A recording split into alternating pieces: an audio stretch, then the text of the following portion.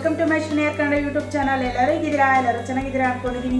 ಹಾಗೆ ಫ್ರೆಂಡ್ಸ್, ಇವತ್ತು ಮಾಡಿರೋ ರೆಸಿಪಿ ಬಂದ್ಬಿಟ್ಟು ಚಿಕನ್ ಗ್ರೇವಿನ ಮಾಡಿದ್ದೀನಿ. ಸಖತ್ತಾಗಿ ಸೂಪರಾಗಿ ಬಂದಿದೆ ಮಾತ್ರ ಚಿಕನ್ ಗ್ರೇವಿ. ಓಕೆ ಫ್ರೆಂಡ್ಸ್, ಇನ್ನೇ ತಡ ಬೇಗ ಹೋಗ್ಬಿಟ್ಟು ಆ ವಿಡಿಯೋನ ನೋಡ್ಕೊಂಬನ್ನಿ ಯಾವ ರೀತಿಯಾಗಿ ಮಾಡಿದೆ ಅಂತ ಹೇಳ್ಬಿಟ್ಟು. ಓಕೆ ಫ್ರೆಂಡ್ಸ್, ಇವಾಗ ಚಿಕನ್ ಗ್ರೇವಿ ಮಾಡೋದಕ್ಕೆ ನಾನು ಏನೆಲ್ಲ ತೊಗೊಂಡಿದ್ದೀನಿ ಅಂತ ಬಿಟ್ಟು ಫಸ್ಟ್ ಹೇಳ್ಬಿಡ್ತೀನಿ. ಅರ್ಧ ಕೆ ಜಿ ಚಿಕನ್ನ ತೊಳೆದು ಇಟ್ಕೊಂಡಿದ್ದೀನಿ. ಹಾಗೆ ಫ್ರೆಂಡ್ಸ್, ಇಲ್ಲಿ 2.5 ಟೇಬಲ್ ಸ್ಪೂನಷ್ಟು ನಾನು ಧನಿಯಾ ಪೌಡರ್ನ ತೊಗೊಂಡಿದ್ದೀನಿ.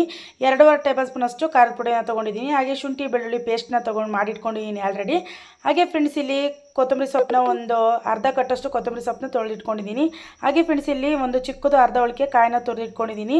ಹಾಗೆ ಒಂದು 4 ಪೀಸು ಚಕ್ಕೆ, ಒಂದು ಏಲಕ್ಕಿ, 2 ಲವಂಗ ಇಟ್ಕೊಂಡಿದ್ದೀನಿ. ಹಾಗೆ 1 ಟೇಬಲ್ ಸ್ಪೂನಷ್ಟು ಕಡಲೆನ ತೊಗೊಂಡಿದ್ದೀನಿ. ಹಾಗೆ ಫ್ರೆಂಡ್ಸ್, 2 ದಪ್ಪನವು ಈರುಳ್ಳಿನ ಕಟ್ ಮಾಡಿ ಇಟ್ಕೊಂಡಿದ್ದೀನಿ. ಫ್ರೆಂಡ್ಸ್, ಇಷ್ಟನ್ನ ನಾನು ತೊಗೊಂಡಿದ್ದೀನಿ ಚಿಕನ್ ಗ್ರೇವಿ ಮಾಡೋದಕ್ಕೆ. ಇಷ್ಟನ್ನ ತೊಗೊಂಡಿದ್ದೀನಿ. ಓಕೆ ಫ್ರೆಂಡ್ಸ್, ಇವಾಗ ನಾನು ಮಿಕ್ಸಿಗೆ ಈ ಖಾರದ ಪುಡಿ, ಹಾಗೆ ಧನಿಯಾ ಪುಡಿ, ಹಾಗೆ ಈ ಕೊತ್ತಂಬರಿ ಸೊಪ್ಪು, ಈರುಳ್ಳಿ, ಕಾಯಿ ಇದನ್ನಿಷ್ಟು ರುಬ್ಕೊಂಬರ್ತೀನಿ. ಇದು ಸಪ್ರೇಟು ರುಬ್ಕೊಂಬರ್ತೀನಿ. ಓಕೆ ಫ್ರೆಂಡ್ಸ್, ಇವಾಗ ರುಬ್ಕೊಂಡು ಬರೋಣ ಬನ್ನಿ.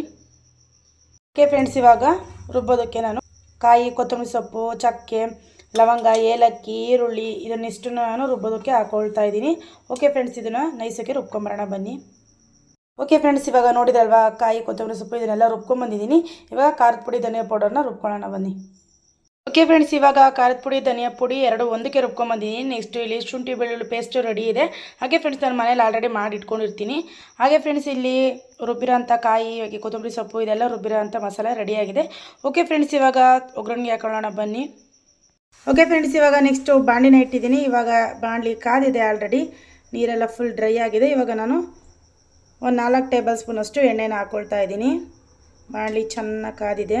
ಸ್ವಲ್ಪ ಕಮ್ಮಿ ಉರಿ ಇಟ್ಕೊಳ್ಳೋಣ.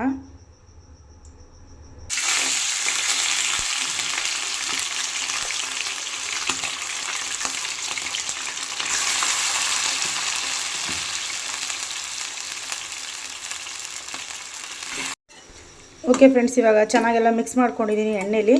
ಚೆನ್ನಾಗಿ ಇದನ್ನು ಹುರ್ಕೋಬೇಕು ಎಣ್ಣೆಲಿ.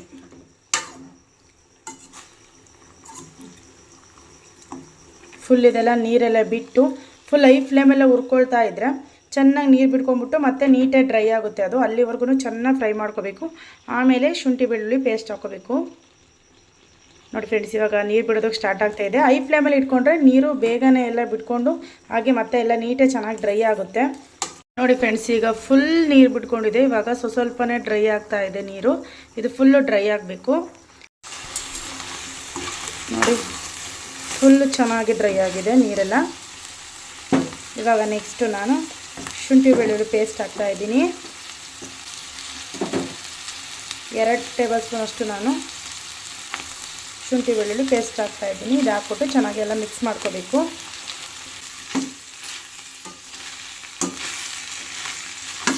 ಒಂದು 1 ನಿಮಿಷ ಚೆನ್ನಾಗಿ ಈ ಶುಂಠಿ ಬೆಳ್ಳುಳ್ಳಿ ಪೇಸ್ಟ್ ಜೊತೆಗೆ ಚೆನ್ನಾಗಿ ಮಿಕ್ಸ್ ಮಾಡಿಕೊಂಡು ಚೆನ್ನಾಗಿ ಹುರ್ಕೊಳ್ಳಿ. ಸಖತ್ತಾಗಿ ಬರುತ್ತೆ ಮಾತ್ರ ಚಿಕನ್ನು.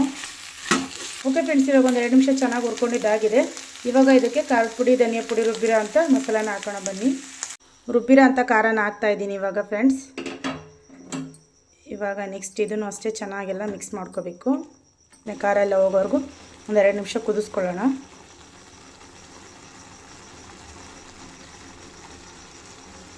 ಓಕೆ ಫ್ರೆಂಡ್ಸ್, ಇವಾಗ ಎಲ್ಲ ಎಣ್ಣೆ ಎಲ್ಲ ಸ್ವಲ್ಪ ನೋಡಿ ಸೈಡಲ್ಲೆಲ್ಲ ಎಣ್ಣೆ ಬಿಡ್ತಾ ಇದೆ. ಇವಾಗ ನಾನು ಕಾಯಿ, ಕೊತ್ತಂಬರಿ ಸೊಪ್ಪು, ಈರುಳ್ಳಿ, ಚಕ್ಕೆ ಇದೆಲ್ಲ ರುಬ್ಬಿದ್ನಲ್ಲ, ಆ ರುಬ್ಬಿರೋ ಅಂಥ ಮಸಾಲೆನ ಹಾಕ್ತಾಯಿದ್ದೀನಿ. ನೆಕ್ಸ್ಟು ಆ ಮಸಾಲೆನ ಹಾಕಿದ್ಮೇಲೆ ಮತ್ತೆ ಒಂದು ಸಲ ಕ್ಲೀನಾಗೆಲ್ಲ ಚೆನ್ನಾಗಿ ಮಿಕ್ಸ್ ಮಾಡ್ಕೋಬೇಕು. ನೋಡಿ ಫ್ರೆಂಡ್ಸ್, ಈ ರೀತಿಯಾಗಿ ಮಾಡಿಕೊಂಡ್ರೆ ಫುಲ್ಲು ಗಟ್ಟಿ ಗ್ರೇವಿ ಬರುತ್ತೆ. ಹಾಗೆ ಚಪಾತಿಗಂತೂ ಸಕ್ಕತ್ತಾಗಿರುತ್ತೆ ತಿನ್ನೋದಕ್ಕೆ. ಇವಾಗ ಇದನ್ನು ತುಂಬ ಹೊತ್ತು ಬೇಯಿಸೋದೇ ಅವಶ್ಯಕತೆ ಏನಿರಲ್ಲ. ಏಕೆಂದರೆ ನಾವು ಮುಂಚೆನೇ ನೀರೆಲ್ಲ ಹೋಗೋವರೆಗೂ ಚೆನ್ನಾಗಿ ಬೇಯಿಸ್ಕೊಂಡಿರ್ತೀವಲ್ಲ, ಆವಾಗಲೇ ಚಿಕನೆಲ್ಲ ಚೆನ್ನಾಗಿ ಬೆಂದೋಗಿರುತ್ತೆ ಆಲ್ರೆಡಿ. ತೋರಿಸ್ತೀನಿ ರೀ ಒಂದು ಸಲ.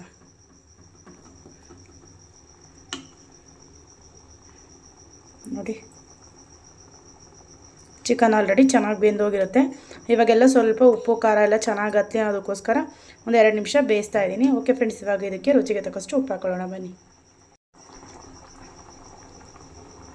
ಫುಲ್ 1 ಟೇಬಲ್ ಸ್ಪೂನಷ್ಟು ಉಪ್ಪನ್ನ ಹಾಕ್ಕೊಳ್ತಾ ಇದ್ದೀನಿ. ರುಚಿಗೆ ಎಷ್ಟು ಬೇಕು ಅಷ್ಟು ನೋಡ್ಬಿಟ್ಟು ಹಾಕ್ಕೊಳ್ಳಿ. 1.5 ಟೇಬಲ್ ಸ್ಪೂನಷ್ಟು ನಾನು ಉಪ್ಪನ್ನ ಹಾಕಿದ್ದೀನಿ. ಇವಾಗ ಇನ್ನೊಂದ್ಸಲ ಚೆನ್ನಾಗೆಲ್ಲ ಮಿಕ್ಸ್ ಮಾಡಿಕೊಂಡು ಇದಕ್ಕೆ ಒಂದು ಪ್ಲೇಟ್ನ ಮುಚ್ಚಿಬಿಟ್ಟು ಕಮ್ಮಿ ಫ್ಲೇಮ್ ಇಟ್ಕೊಂಡು ಬಿಡಿ. ಏಕೆಂದರೆ ಚಿಕನ್ ಎಲ್ಲ ಬೆಂದಿದೆ ಅಲ್ವಾ ಆಲ್ರೆಡಿ. ಮಸಾಲೆ ಮಾತ್ರ ಚೆನ್ನಾಗಿ ಹೊತ್ಕೋಬೇಕು ಚಿಕನಿಗೆ, ಅದಕ್ಕೋಸ್ಕರ ಇದನ್ನು ಒಂದು ಪ್ಲೇಟ್ನ ಮುಚ್ಚಿಬಿಟ್ರೆ ಚೆನ್ನಾಗಿ ಆ ಮಸಾಲೆ ಎಲ್ಲ ಚಿಕನಿಗೆ ಚೆನ್ನಾಗಿ ಹತ್ತುತ್ತೆ. ಉಪ್ಪು ಖಾರ ಎಲ್ಲ ಸಖತ್ತಾಗಿ ಚಿಕನಿಗೆ ಹತ್ತುತ್ತೆ. ಓಕೆ ಫ್ರೆಂಡ್ಸ್, ಇವಾಗ ಕಮ್ಮಿ ಫ್ಲೇಮ್ ಇಟ್ಕೊಂಡಿದ್ದೀನಿ. ಇವಾಗ ಇದಕ್ಕೆ ಒಂದು ಪ್ಲೇಟ್ ಮುಚ್ಚಿ ಬಿಡ್ತಾಯಿದ್ದೀನಿ. ಒಂದು 2 ನಿಮಿಷ ಚೆನ್ನಾಗಿ ಬೇಯಿಸ್ಕೊಂಡ್ರೆ ಸಾಕಾಗುತ್ತೆ. ಓಕೆ ಫ್ರೆಂಡ್ಸ್, ಇದು ಫುಲ್ ರೆಡಿ ಆದಮೇಲೆ ತೋರಿಸ್ತೀನಿ. ಓಕೆ ಫ್ರೆಂಡ್ಸ್, ಇವಾಗ ರೆಡಿಯಾಗಿದೆ, ನೋಡೋಣ ಬನ್ನಿ. ವಾವ್, ಸಖತ್ತಾಗಿ ರೆಡಿಯಾಗಿದೆ ಚಿಕನ್ ಗ್ರೇವಿ. ನೋಡಿ, ಫುಲ್ ಎಣ್ಣೆ ಎಲ್ಲ ಚೆನ್ನಾಗಿ ಬಿಟ್ಕೊಂಡಿದೆ ಸೈಡಲ್ಲೆಲ್ಲ. ಆ ರೀತಿಯಾಗಿ ಎಣ್ಣೆ ಬಿಟ್ಕೊಂಡಾಗ ಫುಲ್ ಕರೆಕ್ಟಾಗಿ ಬೆಂದಿದೆ ಅಂತ ಇವಾಗ ಆಫ್ ಮಾಡ್ಕೊಳ್ತಾ ಇದ್ದೀನಿ. ನೋಡಿ ಫ್ರೆಂಡ್ಸ್, ಚೆನ್ನಾಗಿ ಮಸಾಲೆ ಎಲ್ಲ ಎಷ್ಟು ಗಟ್ಟಿಯಾಗಿ ಚೆನ್ನಾಗಾಗಿದೆ. ಚಪಾತಿಗಂತೂ ಸಖತ್ತಾಗಿರುತ್ತೆ. ಹಾಗೆ ಫ್ರೆಂಡ್ಸ್, ಇವಾಗ ಟೇಸ್ಟು ಸಹ ಹೇಳ್ತೀನಿ ಯಾವ ರೀತಿ ಆಗಿದೆ ಅಂತೇಳ್ಬಿಟ್ಟು. ವಾವ್, ಘಮ ಘಮ ಘಮ ಅಂತ ಇದೆ, ಸಖತ್ತಾಗಿದೆ ಮಾತ್ರ ನೋಡೋದಕ್ಕೆ. ಟೇಸ್ಟ್ ಯಾವ ರೀತಿಯಾಗಿದೆ ಅಂತಬಿಟ್ಟು ಹೇಳ್ತೀನಿ ಬನ್ನಿ. ಓಕೆ ಫ್ರೆಂಡ್ಸ್, ಇವಾಗ ಇದನ್ನು ಸರ್ವ್ ಮಾಡ್ಕೊಳ್ಳೋಣ ಬನ್ನಿ ಒಂದು ಬೌಲಿಗೆ.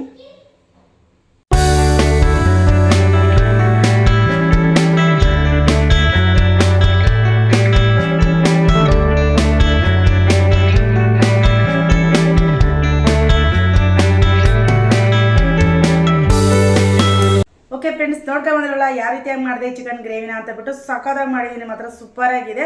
ಟೇಸ್ಟು ಸಹ ಹೇಳ್ಬಿಡ್ತೀನಿ ಯಾವ ರೀತಿಯಾಗಿದೆ ಅಂತಬಿಟ್ಟು. ಸಖತ್ತಾಗಿದೆ ಮಾತ್ರ, ನೋಡ್ತಾ ಇದ್ರೆ ಇನ್ನೇ ಈಗಲೂ ತಿನ್ನಬೇಕು ಅನ್ನಿಸ್ತಾ ಇದೆ. ಬನ್ನಿ ಫಸ್ಟು ತಿಂದ್ಬಿಟ್ಟು ಟೇಸ್ಟ್ ಹೇಳ್ತೀನಿ ಯಾವ ರೀತಿಯಾಗಿದೆ ಅಂತಬಿಟ್ಟು.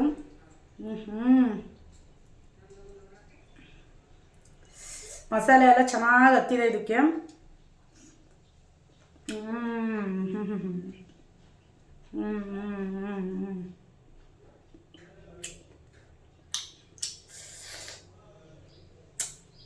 ಸ್ಪೈಸಿ ಆಗಿದೆ, ಸಕ್ಕತ್ತಾಗಿದೆ ಮಾತ್ರ. ಸೂಪರ್ ಆಗಿದೆ. ಚಿಕನ್ ಎಲ್ಲ ಚೆನ್ನಾಗಿ ಬೆಂದಿದೆ, ಮಸಾಲೆ ಎಲ್ಲ ಚೆನ್ನಾಗಿ ಅದಕ್ಕೆ ಹಿಡ್ದಿದೆ. ಹಂಗಾಗಿ ಚಿಕನ್ ತಿನ್ನೋದಕ್ಕೇನು ಸಖತ್ ಟೇಸ್ಟಿಯಾಗಿ ಸಕ್ಕತ್ತಾಗಿದೆ ಮಾತ್ರ, ಸೂಪರ್ ಆಗಿದೆ. ಆದಷ್ಟು ಬೇಗ ಹೋಗಿ ಈ ರೆಸಿಪಿನ ಟ್ರೈ ಮಾಡಿ, ಸಕ್ಕತ್ತಾಗಿ ಸೂಪರ್ ಆಗಿದೆ ಮಾತ್ರ. ಓಕೆ ಫ್ರೆಂಡ್ಸ್, ನೀವು ಮಾಡಿದ್ಮೇಲೆ ಯಾವ ರೀತಿಯಾಗಿ ಬಂತು ಅಂತೇಳ್ಬಿಟ್ಟು ಕಮೆಂಟ್ ಮಾಡಿ ಸಹ ಹೇಳಿ. ಓಕೆ ಫ್ರೆಂಡ್ಸ್, ನಾನು ಮಾಡಿದ ರೆಸಿಪಿ ವಿಡಿಯೋ ಇಷ್ಟ ಇದ್ದರೆ ಲೈಕ್ ಮಾಡಿ, ಶೇರ್ ಮಾಡಿ, ಕಮೆಂಟ್ ಮಾಡಿ, ಸಬ್ಸ್ಕ್ರೈಬ್ ಮಾಡ್ಕೊಂಡು ಹೋದ್ರೆ ಬಡಿಬಿಡಿ ಪ್ಲೀಸ್. ಎಲ್ಲರೂ ಬೇಗ ಸಬ್ಸ್ಕ್ರೈಬ್ ಮಾಡ್ಕೊಂಡು ನನ್ನ ಚಾನಲ್ಗೆ ಸಪೋರ್ಟ್ ಮಾಡಿ. ನೆಕ್ಸ್ಟ್ ವಿಡಿಯೋಗೋಸ್ಕರ ವೆಯ್ಟ್ ಮಾಡ್ತಾ ಇರಿ. ಪೂರ್ತಿ ವಿಡಿಯೋನ ನೋಡಿ. ಓಕೆ, ಬಾಯ್.